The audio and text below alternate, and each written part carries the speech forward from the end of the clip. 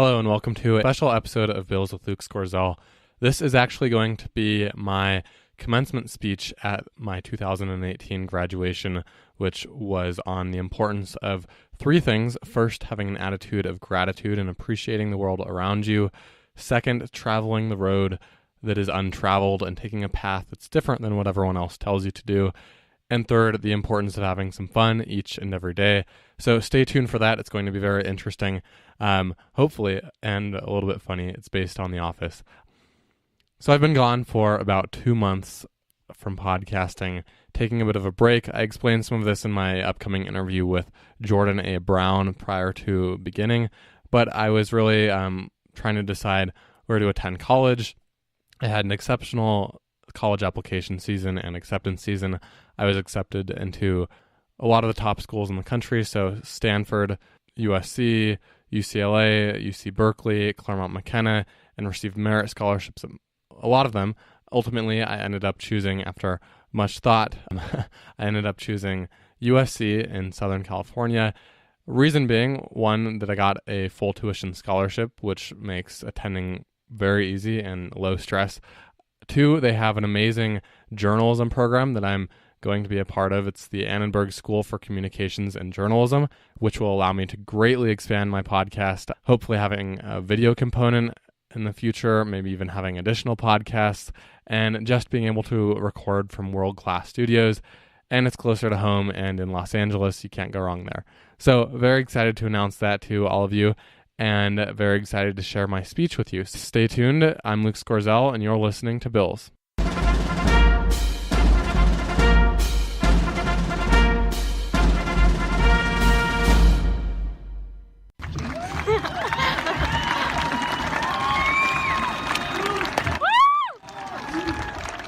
Thank you, Mr. Schwem, and thank you to the amazing staff who helped orchestrate today's graduation. Good evening, parents, esteemed faculty, and the graduating class of 2018. Congratulations! So when Mr. Schwem called me in last week and told me that I'd be speaking, I decided to prepare with the same dedication and intensity that many of us devoted to Mr. Newcomb's take-home essays and Mrs. Roth's court cases. I took this task very seriously. So I spent most of the week binge watching The Office, and then last night at 11 p.m., I sat down to write this speech. As a result of this rigorous mode of preparation, much of my speech is inspired by the best TV show on the planet, The Office. So today I have a few insights to share with you all. My first insight is the importance of having an attitude of gratitude. Appreciate the world around you.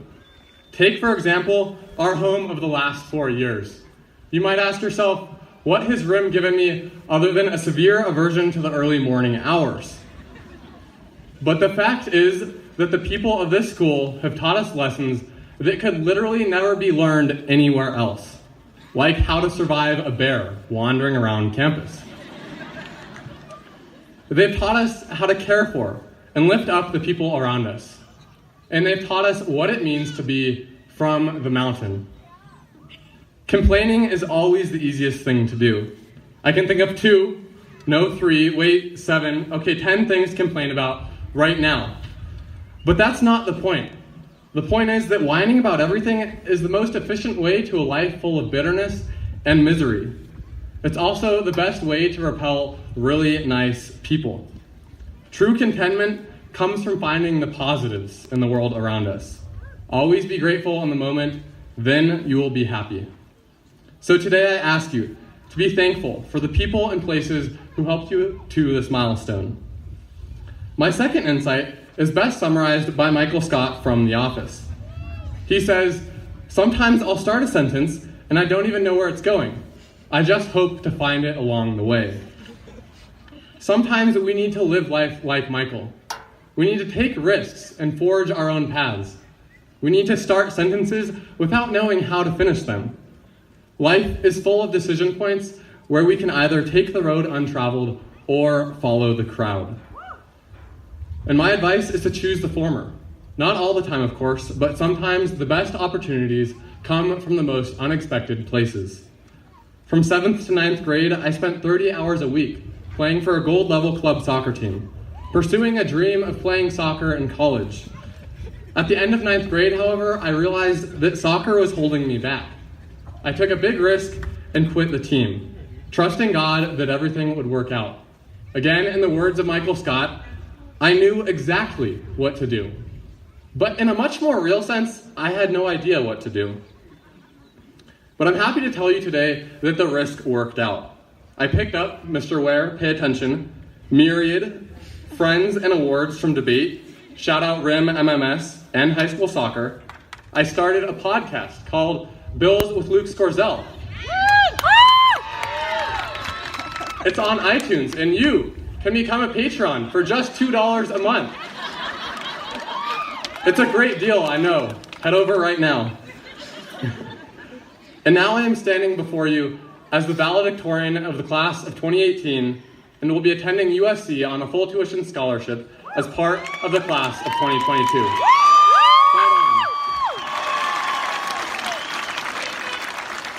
So yes, it all worked out just fine.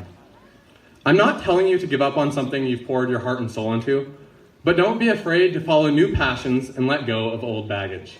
Don't be afraid to stand against the grain. My third and final insight is on the importance of having fun. Don't take everything so seriously. Throw a few water balloons, get chased down the lake trail, and then laugh about it. Yes, that happened, and it was definitely Jason throwing the water balloons, not me. Because someday, maybe even tomorrow, you'll look back on today and either relish the memories you made, or you'll wish that you'd made more. As Andy Bernard from The Office put it, I wish there was a way to know you're in the good old days before you've actually left them. These and the next few years of our lives will be the good old days. So let's make the best of them. And now I'd like to take a minute of my speech to thank a few of the people who helped me get here today. And by a few, I mean a lot. Thank you to the Nerd Herd, in no particular order, Ian, Steve, Jason, Nando, Spencer, Ryan, Craig, and Gage. Thank you to Alexis for always being there to support me. Thank you to my soccer teammates and coaches. Thank you to Ethan and Taryn for an amazing 4 years of debate. Thank you to all of the fantastic teachers who helped me to high school. Mrs. Pallow, Mr. Zubko, Mr. Parker, Mrs. Dixon-Smith, and Mr. Powelson. Thank you to Mr. Newcomb and Mrs. Rigney for sharing your tremendous passion for teaching with the people around you. You, Mr. Newcomb, you will be missed. Thank you, Mrs. Staymeyer, for a wonderful 3 years of art. I will miss our conversations greatly. Thank you to Mrs. and Mr. Williams for putting up with me for a combined 7 years. I'm not quite sure how you did it. Thank you, Mr. H, for having a tremendously positive impact on my life. I wish you the best. Thank you to Mrs. Longworth, Mr. Ware, Mrs. Erlinger, Mr. Turner, Mrs. Tovar, Mrs. Markovich, Dr. Crowfoot, and Mrs. Roth. And now, a quote from Mr. Whitesell. Gracias al señor Whitesell por ser mi maestro favorito por todo mi vida. I'm not totally sure what that means, but thank you, Mr. Whitesell. And a big thank you to all of the teachers who aren't teaching AP classes.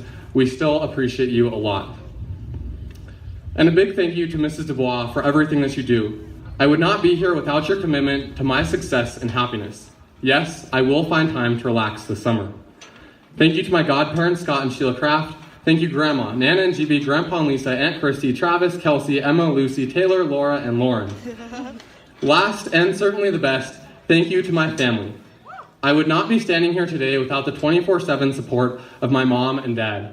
You are truly the best parents that anyone could ask for. Thank you to Kate for always keeping me on the edge of my seat, and to Rivian for pushing me back into my seat. And finally, thank you to my uncle, Hugh Miller. Unfortunately, he could not be here today because he is in the hospital fighting cancer. But he's watching us live. He graduated from RIM 30 years ago and taught many of us at MPH and in the woodshop at Grandview and in the woodshop at MPH. He has had an enormous impact on many of our lives. So right now, I'm going to ask you to join me in giving him a round of applause. Let's give it up for Mr. Miller.